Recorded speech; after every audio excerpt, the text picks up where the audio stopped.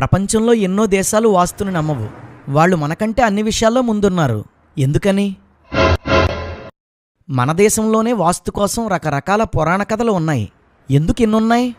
వీటిలో ఏది నిజం? వాస్తును నమ్మే ఇతర దేశాల్లో కథలు వేరు, వారి వాస్తు నిబంధనలు వేరు. ఎందుకు? వాస్తు నిజమైతే అన్ని చోట్ల ఒకటే ఉండాలి, ఒకేలా ఉండాలి కదా. ఒకరొచ్చి ఇది వాస్తు ప్రకారం ఉంది అంటారు, ఇంకొకరొచ్చి వాస్తు దోషం ఉంది అంటారు. మన దేశంలోనే రకరకాల వాస్తు శాస్త్రాలున్నాయి. వీటిలో దేనిని నమ్మాలి? గుడికి కూడా వాస్తు చూస్తారట, నిజమేనా? నిజమే. వాస్తు బాగున్న గుడి బాగా డెవలప్ అవుతుంది, భక్తులు విస్తారంగా వస్తారు. అంటే మీ దేవుళ్ళ కంటే వాస్తే గొప్పదన్నమాట. ఇలా దొరికేసానేంటి? మామయ్య, ఇప్పుడు వాస్తు చూడ్డానికి వెళ్తున్న హౌసు చిన్నదా పెద్దదా? పెద్దదిరా, డూప్లెక్స్ బిల్డింగు. వాస్తు ప్రకారం అటాచ్డ్ బాత్రూమ్స్ ఉండకూడదు, మీకు తెలిసే ఉంటుందిలే. అంటే కాలం గడిచే కొద్దీ కొన్ని మార్పులు చేర్పులు ఉంటాయి. అంటే కాలం గడిచే కొద్దీ దేవతలు, శక్తులు, నమ్మకాలు మారిపోతాయా? ఇది నాకు కొత్తగా ఉంది మామయ్య.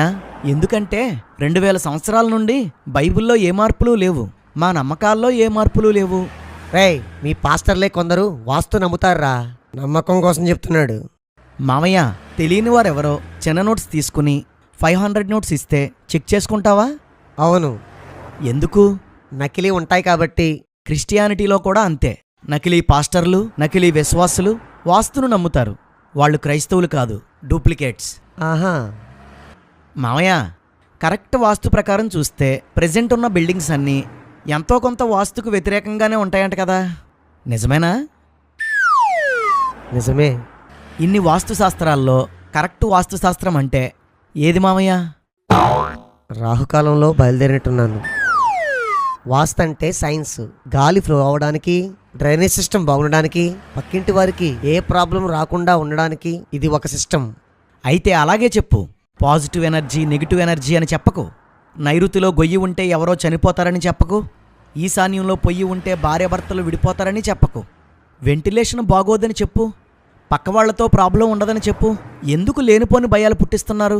వాస్తే సైన్స్ అయితే యజ్ఞాలు, యాగాలు, యంత్రాలు, తంత్రాలు వాస్తులోపాన్ని ఎలా సవరిస్తాయి? ఆలోచించు మావయ్య.